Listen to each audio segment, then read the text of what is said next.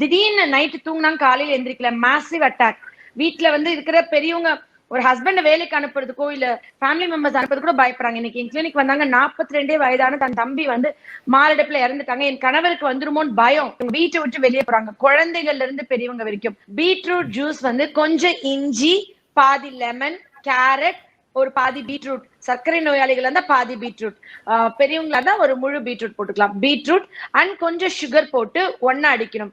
அதுல இஞ்சி, அந்த லெமன் அண்ட் இது எல்லாமே விட்டமின் சி நிறைய இருக்கு, பீட்ரூட் விட்டமின் சி நிறைய இருக்கு, அண்ட் கேரட். இதெல்லாமே ஒரு மில்க் ஷேக் மாதிரி, ஜூஸ் மாதிரி இன்னில இருந்து இன்னும் ஒரு 6 மாதங்களுக்கு. அதாவது நம்ம எல்லாத்துக்கும் மருந்து சாப்பிடலாம், ஆனா இருதய சதைகள் அந்த மசில்ஸ்க்கு வந்து நம்ம சாப்பிட முடியாது.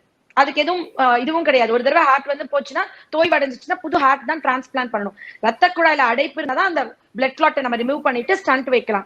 ஆனா ஹார்ட்டோட மசில்ஸ்க்கு என்ன மருந்து? எப்பயுமே விலை மலிவா இருக்கிறத நம்ம மக்கள் வந்து ரொம்ப அலட்சியப்படுத்துவாங்கன்றது இன்னைக்கு தெரிஞ்சுக்கிட்டேன். அவங்க பீட்ரூட் அப்படின்னு கேட்டாங்க. ஏன்னா அது வந்து பீட்ரூட் விலை கம்மியா இருக்குன்றத விட அதோடைய மருத்துவ பயன்கள், அதோடைய அருமை வந்துட்டு அவ்வளவு பீப்புள்ஸ்க்கு தெரியலையோ அப்படின்றது எனக்கு ரொம்ப ஆதங்கமா இருந்தது. ஹார்ட் மசில்ஸ் பத்தி நிறைய பேருக்கு அவேர்னஸே கிடையாது.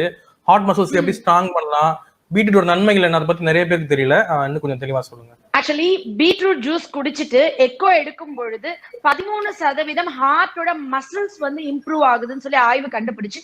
பீட்ரூட்ல நிறைய அதிகமான அளவுக்கு நைட்ரிக் ஆக்சைடு இருக்கு. சோ அது வந்து நம்ம உடம்புல எல்லா ரத்த குழாய்களையும் விரிவடைய செய்து ரொம்ப ஈஸியா வந்து அவங்களுக்கு பிளட் பிரஷர். ஒருத்தவங்க பீட்ரூட் ஜூஸ் குடிச்சாங்கன்னா 6 மணி நேரத்துக்கு ரத்த குழாய்கள் விரிஞ்சே இருக்கும். சோ நீங்க வந்துட்டு அதை வந்து டெய்லி எடுத்துக்கலாம். டெய்லி எடுத்துக்கலாம்னா எவ்வளவு எடுத்துக்கலாம்? டெய்லி 250 ml எடுத்துக்கலாம். டெய்லி 250 ml எடுத்தா நிறைய பேருக்கு பயம் வந்துடும், திடீர்னு யூரின் மோஷன் வந்து ரெட் கலர்லயோ இல்ல லைட் பிங்க் கலர்லயோ போகுதுன்னு. அது பேர் பீட் யூரியான்னு சொல்லுவோம். அதாவது என் உடம்புல எப்படி நம்ம டெஸ்ட் பண்ணிக்கலாம், என் உடம்புல நைட்ரிக் ஆக்சைடு நிறைய இருந்தா, இப்ப நேத்து ஒரு ஆர்டிக்கல்ல தான் வந்துட்டு கம்ப்ளீட் அந்த நைட்ரிக் ஆக்சைடு ஃபியூம்ஸை சுவாசிக்க வைக்கிறாங்க. அந்த ஃபியூம்ஸை சுவாசிக்க வச்சு அப்ப வந்து நம்ம நேச்சர்ல உணவுல நம்ம எடுத்துட்டு கடலையோ பீட்ரூட்டோ எடுத்துட்டோம்னா, டெய்லி காலையில எழுந்திரிச்சோன்னே வெறும் வயிற்றுல கேரட் பீட்ரூட் ஜூஸ், அதுல வந்து கொஞ்சம் லெமன் அண்ட் கொத்தமல்லி போட்டு எடுக்கிறோம்னா, நான் வந்து எனக்கு 6 மணி நேரத்துக்கு பிபி ஷூட் அப் ஆகாது. ஒரு சண்டையோ ஒரு பிரச்சனையோ ஒரு எமோஷனல் சுச்சுவேஷன் போனா எனக்கு ஆகாது. ஃபர்ஸ்ட் நான் பயப்பட வேணாம். கொலஸ்ட்ரால் கம்மியாகும். லோ பிபி இருக்கவங்க தான் பீட்ரூட் ஜூஸ் குடிக்கும்போது கொஞ்சம் ஜாக்கிரதையா குடிக்கணும். நீங்க வந்து டைரக்டா பீட்ரூட் ஜூஸ் குடிக்காம ஆப்பிள் பீட்ரூட் ஏபிசியா நீங்க மிக்ஸ் பண்ணி குடிச்சுக்கலாம். அதுவும் வந்து பாதி பீட்ரூட் தான் ஒரு நாளைக்கு எடுத்துக்கணும். நீங்க டிராவா 250 ml எடுக்க முடியாது.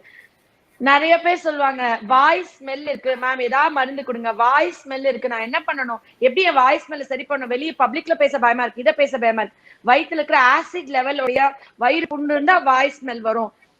அப்ப அந்த ஆசிட் பேலன்ஸ் நீங்க சரி பண்ணணும்னு சொல்லுவோம். ஆனா இயற்கையா இது வரைக்கும் யாரும் டிப்ஸ் சொல்லிருக்குமா டாக்டர்ஸ் அப்படின்னு பாத்தீங்கன்னா, வாய் ஸ்மெல் இருக்கிறவங்க ரெகுலரா பீட்ரூட் ஜூஸ் குடிச்சு பாருங்க, உங்களுக்கு வாய் ஸ்மெல் கம்ப்ளீட்டா கியூர் ஆகும். ஏன்னா அந்த ஆசிட் பேலன்ஸ் அது கம்ப்ளீட்டா ரெகுலேட் பண்ணிட்டு உங்களுக்கு வந்து அந்த வாய்ஸ் துர்நாற்றமே இல்லாம ஆக்கும்.